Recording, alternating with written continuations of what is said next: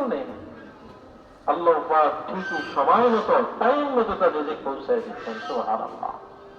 যে ব্যক্তির দুইটা চোখ নাই, অন্ধ, আবার হাতও নাই, দেখতেও পায় না, উপার্জন করার শক্তি নাই, কোনো কিছুই নাই, কিন্তু সময় মতো আল্লাহ সুবহানাহু ওয়া তাআলা তার রিজিক পৌঁছায় দিচ্ছেন। অন্ধ ব্যক্তি দেখে না, কিন্তু তার মুখেই একেবারে খাবার হাত দিয়ে মাখাতেও পারে না, কিন্তু তার মুখে রিজিকের পৌঁছায় দিচ্ছেন আল্লাহ সুবহানাহু ওয়া তাআলা। এইভাবেই আল্লাহ পাক আমার আপনার দুনিয়ার সমস্ত মানুষের রিজিকের দায়িত্ব নিয়েছেন, একটাই উদ্দেশ্য,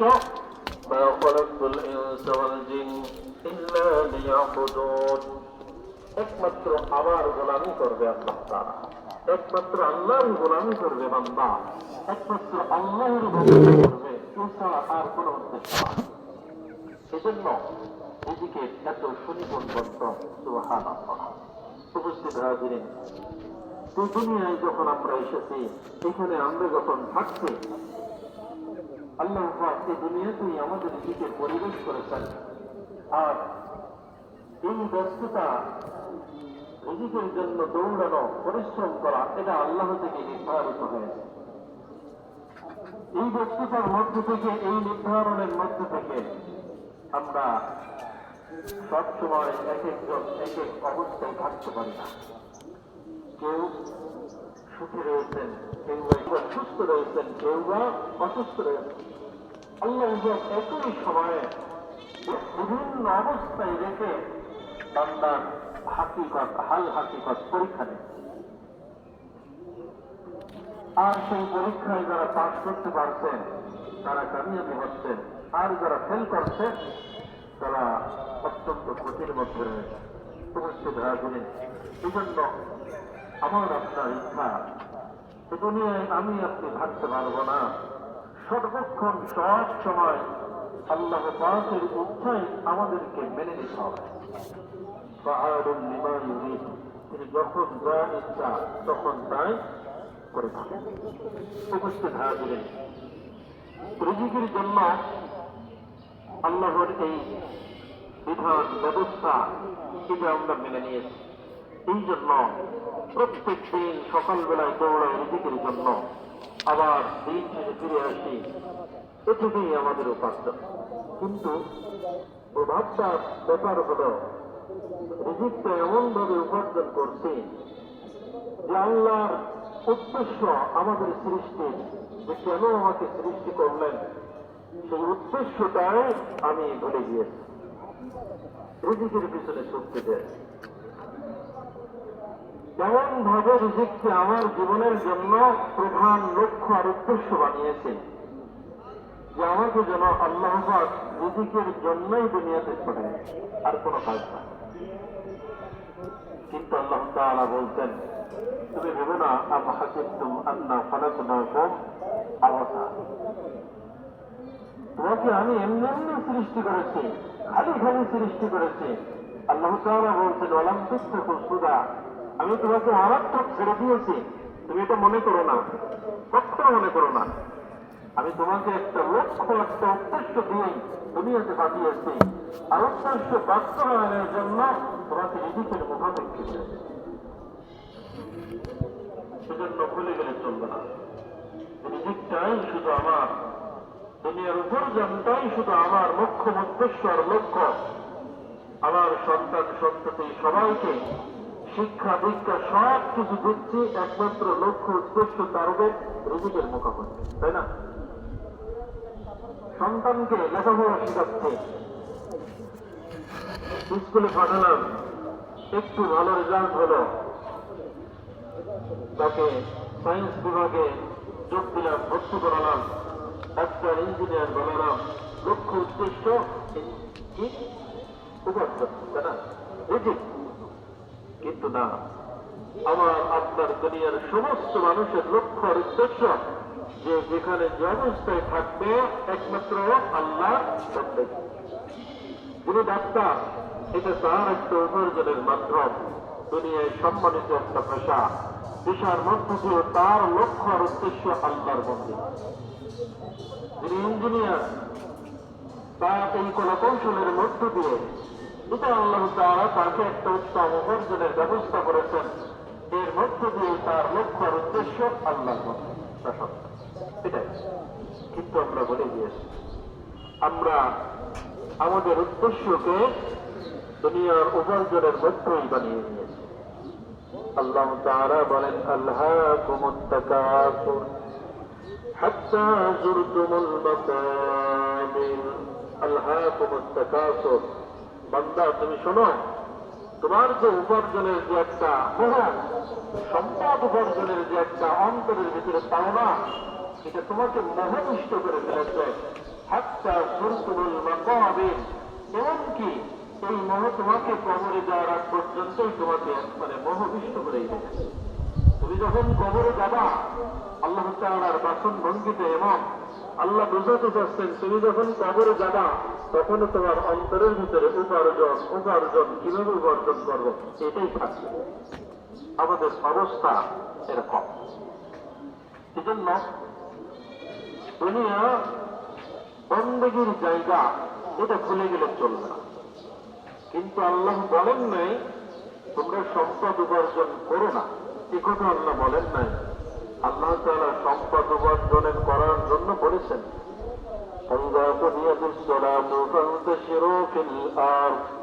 নামাজ শেষ হবে, জমিনে ছড়াই পড়বা, আল্লাহ যে রিজিক দিয়েছেন সেগুলো তালাশ করবা, সন্ধান করবা, উপার্জন করবা, আল্লাহ অর্ডার দিয়েছেন। কিন্তু দুনিয়াকে লক্ষ্য আর উদ্দেশ্য বানাবা না। সম্পদ উপার্জন করার জন্য আল্লাহ বলেছেন, সম্পদ দিচ্ছে না আল্লাহ, কিন্তু দুই হবে, বান্দা দুই রকম হয়ে থাকে। সম্পদশালী বান্দা, সম্পদ রয়েছে, কিন্তু সম্পদ থাকার কারণে বান্দার উপর আল্লাহ সন্তুষ্ট নাই। আবার সম্পদের মালিক, সম্পদের পাহাড়, ওই বান্দার উপর আল্লাহ সন্তুষ্ট হয়েছেন। পার্থক্য হল, বান্দা যখন সম্পদের মধ্যেই নিজেকে ঢুকায় না, একমাত্র বন্দেগী তার উদ্দেশ্য হয়।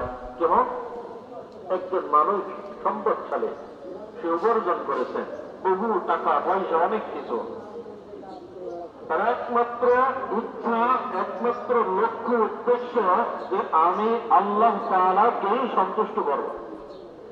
এজন্য সে সম্পদের জাকাত দেয়, এজন্য সে সম্পদ থেকে দান করতে পারে, এই জন্য সে সূত্র দেয়, মানুষকে সহযোগিতা করে, সমস্ত প্রকার জনকল্যাণমূলক কাজ করে। আল্লাহ পাক সম্পদ থাকার পরেও বান্দার উপর খুশি, তখন করে।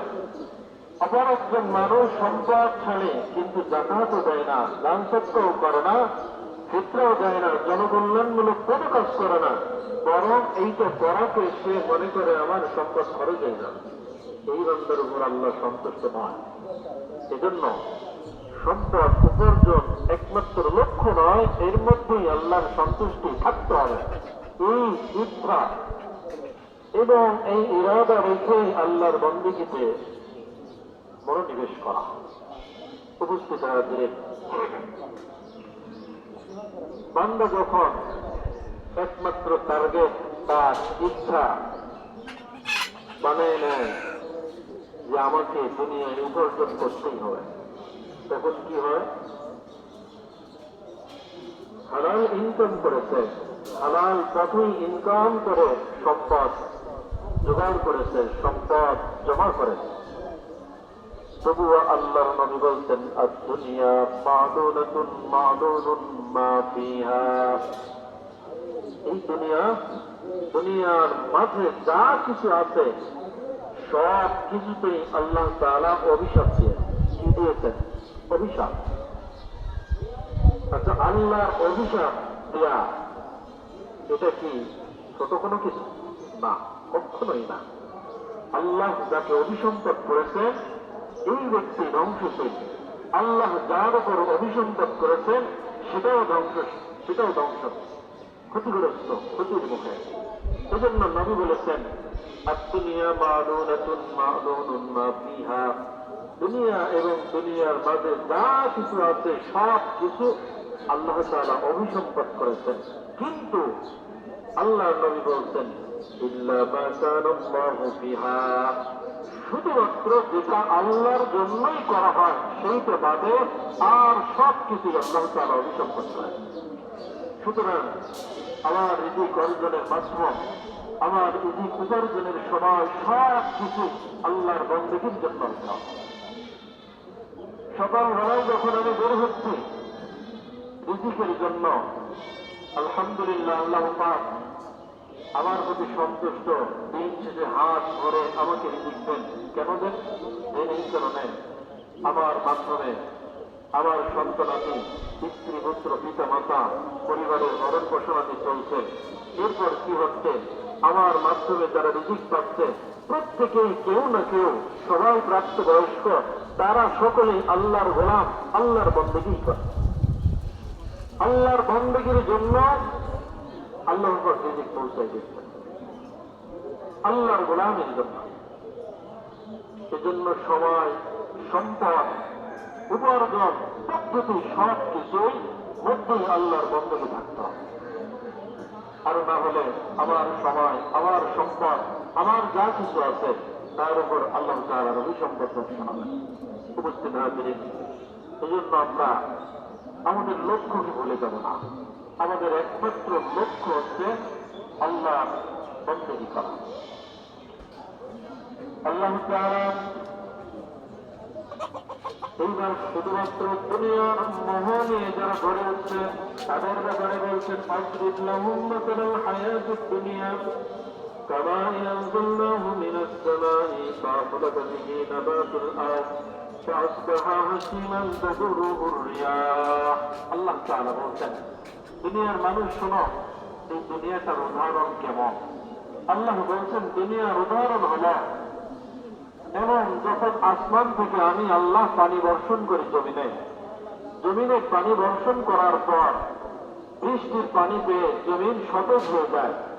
সতেজ হওয়ার পর অনেক রকম ফসল, গাছপালা, ঘাস, লতা পাতা অনেক কিছুই পৃথিবীতে বর্ষণ হয়। আল্লাহ তাআলা বলছেন, একটা পর্যায়ে সব কিছু যখন হয়ে গেল, শুষ্ক হয়ে গেল জমিন, এরপর আস্তে আস্তে সব কিছু মারা যায়।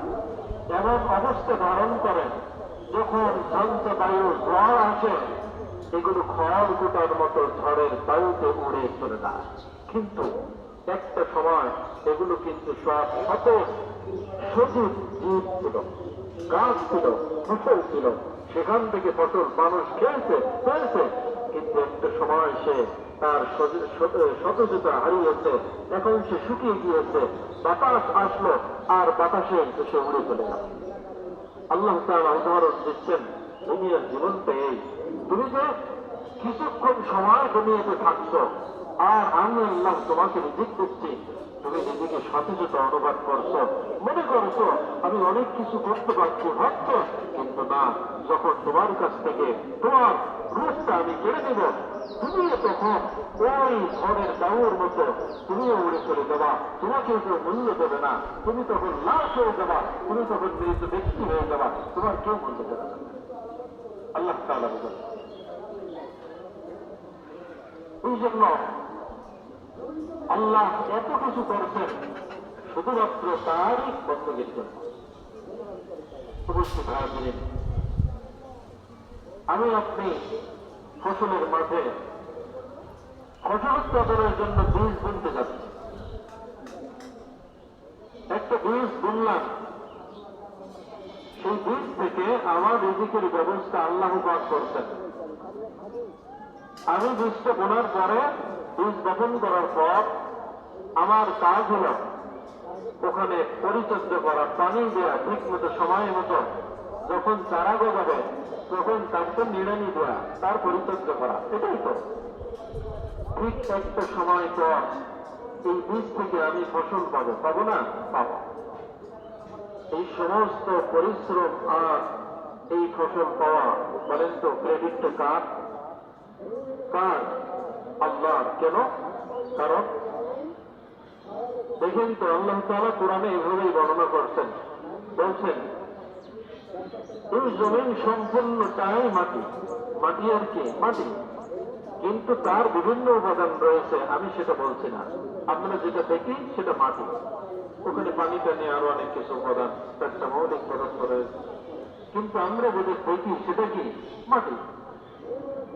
এই মাটিতে আমি যখন ধান বুনলাম, ধান থেকে কি গম পাইছি কোনোদিন? বলেন তো পাইছে? আমি যখন গম বুনলাম, গম থেকে কি কি ধান পাইছে? পাই নাই। গম বুনলে গম পেয়েছি, ধান বুনলে ধান পেয়েছি। আমি একটি ফলবান আমের চারা লাগাইলে সেই গাছ থেকে আম পেয়েছি, কিন্তু আম গাছে কোনোদিন আমের চারা লাগিয়ে আমের বীজ বপন করে কাঁঠাল পায় না। পাইছে? পায়। আল্লাহ তাআলা ওটাই বলছেন,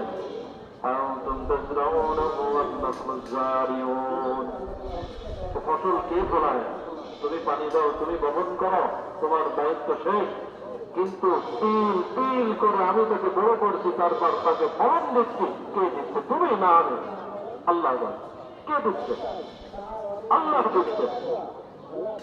ছোট্ট একটা বীজ বপন করেছে, এত ছোট সরিষার দানা, সরিষা যেটা থেকে সরিষার তেল হয়, এটা একটা ক্ষুদ্র বীজ জমিনে ফেলাই দিলাম। ওই সরিষার দানা কোনোদিন আম করে নাই, করেছে? করে নাই। ওই সরিষার দানা ছোট্ট বীজ জমিনে ফেলালাম। আল্লাহ বলছেন, তুমি শুধু দানাটা ফেলাইলা, কিন্তু ওর অঙ্কুরোদ্গম থেকে শুরু করে নিয়ে আর শেষ পর্যন্ত ওর শিশে দানা হবে, সরিষা হবে, যাবতীয় প্রসেসিং পদ্ধতি কে করলো? আমি না তুমি? কে করলো? আল্লাহ। আল্লাহ বলছেন, এই জন্য তুমি আমার আনুগত্য করবা। তোমার যাবতীয় সব প্রয়োজন নিজেদের বন্দোবস্ত আমি আল্লাহ করে দিচ্ছি। উপস্থিত হাজিরিন, এই জন্য আমার যা কিছু প্রয়োজন সব আল্লাহ আমার প্রয়োজন মিটে দিচ্ছে। আমি শুধু তা অর্জন করছি, এই জন্য উপার্জন যা করছি এটা পেয়ে নিজেকে অহংকার দেখাবো না যে আমি অনেক সম্পদ আলা হয়ে না, কখনো না। আল্লাহ তাআলা বলছেন, البنون زينة الحياة الدنيا والباقية الصالحات خير عند ربك ثوابا وخير أملا المال والبنون زينة الحياة الدنيا। দেখেন কত সত্য কথা। আমার সম্পদ রয়েছে, আমার বাড়ি রয়েছে, গাড়ি রয়েছে, তাই আমি নিজেকে অনেক মহান মনে করছি। আমার সন্তান রয়েছে, একজন ডাক্তার, আরেকজন ইঞ্জিনিয়ার, আরেকজন এসপি, অনেক কিছু। আমার আত্মীয় স্বজন দুনিয়ায় ক্ষমতাধর সব রকমের রয়েছে। আমি নিজেকে অহংকার মনে করছি অনেক বড়। আল্লাহ তাআলা বলছেন, আল মালু ওয়াল বানুনা জিনাতুল হায়াতিদ দুনিয়া। দুনিয়ার মানুষ, তুমি শোনো, কিন্তু তুমি যা কিছুর বড়াই করছো, নিজেকে বড় মনে করছো, এটা মাত্র সৌন্দর্য ছাড়া আর দুনিয়ার কিছু না। এর কোন মূল্য আমি আল্লাহর কাছে নেই। এর থেকে আমার কাছে মূল্য হল এর থেকে আল বাকিয়াতু সালিহা আমার কাছে অধিক মূল্যবান। কেন অধিক মূল্যবান? আবু সাঈদ খুদরি রাদিয়াল্লাহু তাআলা আনহু বলছেন, নবীজি বলছেন, আল্লাহ রাসূলুল্লাহ সাল্লাল্লাহু আলাইহি ওয়াসাল্লাম, ইস্তাগফিরু মিনাল বাকিয়াতিস সালিহাত, তোমরা বেশি বেশি বাকিয়াত সালিহা এটা বেশি বেশি করবা। সাহাবায়ে কেরাম জিজ্ঞেস করলেন, আল বাকিয়াতুস সালিহা কি? আল্লাহর নবী বললেন, আত-তাসবিহু ওয়াত-তাহলিলু ওয়াত-তাহমীদু ওয়াত-তাকবীরু ওয়া লা হাওলা ওয়া লা কুওয়াতা ইল্লা বিল্লাহ। সুবহানাল্লাহ, আলহামদুলিল্লাহ, আল্লাহু আকবার, ওয়া লা হাওলা ওয়া লা কুওয়াতা ইল্লা বিল্লাহ। এগুলো হচ্ছে বাকিয়াত সালিহা। এগুলো আমার সম্পদ, আমার সন্তানাদি, সে যাই হোক, আমার আত্মীয় স্বজন, সে যাই হোক, সব কিছু থেকে এই চারটা বাক্যের দাম আল্লাহর কাছে অনেক বেশি। কেন বেশি? সেটাও একটু বোঝার চেষ্টা করি। কেন বেশি? বেশি এই কারণে, দেখেন, মানুষ আমরা নিজের বড়ত্ব মনে করি কি কারণে? শক্তির কারণে, ক্ষমতার কারণে, তাই না? যেমন ধরেন কতর কথা উদাহরণ দিচ্ছি, এটা বাস্তবতা না, তবে বাস্তবতার মতো উদাহরণ। আমার ভাই অথবা আমার সন্তান একজন সেনাবাহিনী বড় একজন অফিসার, ধরেন জেনারেল, তাহলে কি আমার একটু ক্ষমতা আছে না? বলেন আছে কিনা? কারণ একজন জেনারেলের পাওয়ার, ক্ষমতা, সম্মান, মর্যাদা অনেক অনেক বেশি, তাই না? এই ক্ষমতা, এই পাওয়ার কোথা থেকে